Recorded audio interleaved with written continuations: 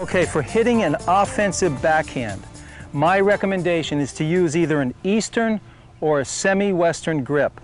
Okay, to find our grip, first we'll look at the racket handle. All racket handles are octagonal or 8-sided. We're going to give those sides numbers. Starting on top, we've got number 1. On the side, that little bevel there, number 2, 3, 4, and 5's on the bottom. Same thing for a left-hander going the other way. 1 on top, 2, 3, 4, and 5's on the bottom. Okay, using the hitting hand, we're going to put an X on the index knuckle on the inside of the hand and an X on the heel of the hand. Now for an Eastern grip, we would place those two X's on number 1. So we put those two X's right on top on number 1. That's our Eastern grip. But you notice when the racket is back, the racket right now is nice and flat, nice and vertical. So if you're using an Eastern grip, I recommend that you close the face up a little bit by using the non-hitting hand and closing the face. Remember, a closed face at the low point of the backswing will guarantee you a vertical racket face at contact. Now the other option is to go with a semi-Western grip. Now with a semi-Western grip, we're going to go to number 2 on this side. I call it a semi-Western grip. Actually, this grip has been used well by the South Americans. Gabriela Sabatini, Gustavo Kuerten have used this grip with great success. So now we take the X's and we'll put the X's on number 2, and now you'll notice the racket face is automatically closed, so this takes the guesswork out of it. You don't have to even close the racket face a little bit. When you go to number 2, the racket face is closed, and remember, if you're closed at the low point of your backswing, it guarantees a vertical racket at contact. So those are my 2 recommendations, either an Eastern or a semi-Western backhand grip. Great drill to practice being vertical at contact is to stand next to a net. Stand back about 2 feet from the net at least, because remember, you're going to step in with your lead foot. Now, using the white part of the net as our contact point. Let's just say this is where I'm going to contact the ball on this particular shot. All right, so now the racket's back. I'm about 2 feet away from the net. Now, remember, I've got to drop the racket at least a foot lower than that point. So I drop it, step out. Now the racket's a foot lower than the white part of the net, and I'm swinging up. Now notice I've got that brush on my racket there, because this is the feeling you want, especially for topspin. You're brushing up as you hit. So it's that brushing action, low to high, that gives you the topspin.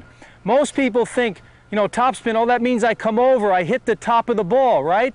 Wrong. You cannot hit the top of the ball and clear the net from the baseline. Okay? Think of hitting the equator of the ball. So that imaginary line right around the center of the ball. If you hit above the equator from the baseline, there's no way you can clear the net. So think, there's the ball, you're hitting the equator of the ball and you're brushing up as you hit. So that's the idea. When you practice this, stand about 2 feet away, drop the racket down a foot lower than the white part of the net there, and then just practice brushing up on that net. This is great practice for your topspin. Just low to high and brush up as you hit. Low to high, brushing up. Helps you not only get vertical, but gives you the feeling of brushing up, which will give you topspin. It's a great drill. Pay your dues with this. Okay, how can you generate power with your backhand?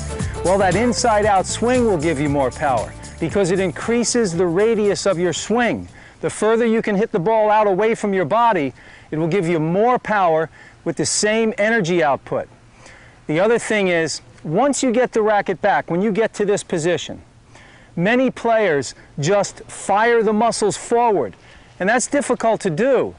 It's kind of like trying to get an old car to go from 0 to 60 in 5 seconds. It's difficult. So once you get to this position here, rotate the shoulders back this way. Pull the racket back. Get the racket moving. If you can get the racket moving 10 to 15 miles per hour back here, that's going to make your swing a lot faster. And remember, racket speed is what gives you power. So once you get to this position, don't just fire the muscles forward. You want to pull the racket back. Remember, you're going to come back, then where are you going to go? Down, the front foot's going to step out. Back, down, and then just throw the arm. The other thing is you want to keep your hitting arm loose and relaxed. That's one of the keys to a good one-handed backhand. Your hitting arm and your shoulder have to be nice and loose and relaxed. Don't hold the racket too tight. You don't want white knuckles on this one. You want to hold the racket on a scale of 1 to 10, 10 being the tightest. Hold the racket at 3 or 4, nice and loose, and maybe you firm up just a little bit to 5 or 6 when you make contact. Now, to get the feeling of how loose you want your arm, just take an old racket and practice throwing the racket over the net. That's how loose you want your arm to be. So once you get to this position, remember you're going to come back, rotate the shoulders, and then just throw the arm. Now, if you're swinging inside out, that racket should go fairly straight. Okay, so I'm going to just let this one fly here, because remember, if you're swinging inside out, then you can keep that racket on line. So let go of the racket right about the contact point and just let it fly. So here I'm going to let it go. From this position, I'm set, I'm ready to hit. I pull it back and let it go. That's the feeling you want, a nice loose arm. If your arm could come off at the shoulder and you're just going to throw your arm over the net, that's the feeling you want. That will help you generate more power on your backhand.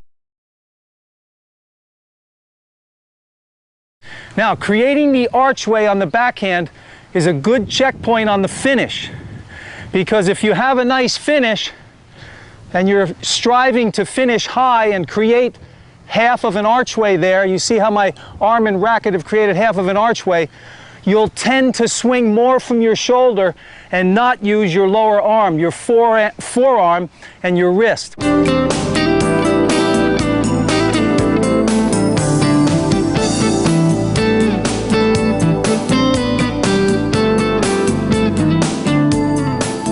Notice the racket drops 1 foot below and I create the archway on the finish.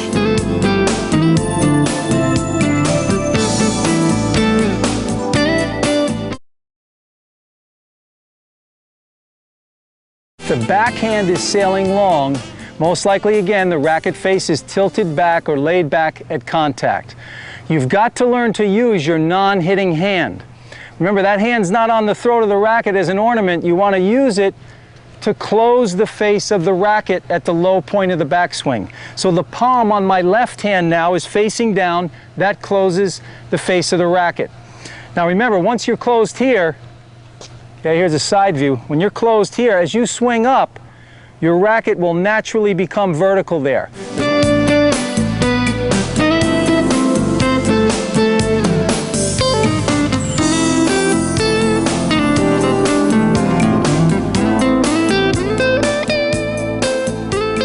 Notice the face is closed and the palm of the non-hitting hand is down.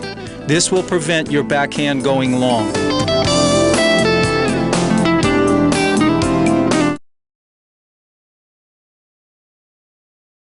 It's the same as the forehand. Remember, you've got to get the racket a foot below the contact point.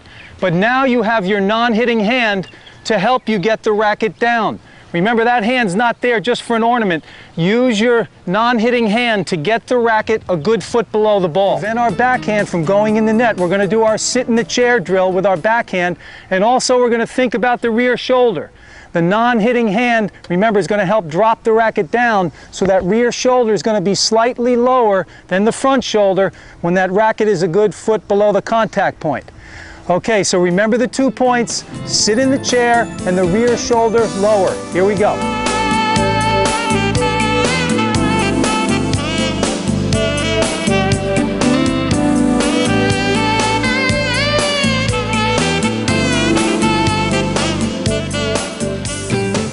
Notice at this point the rear shoulder is lower, which will give you a nice low to high swing.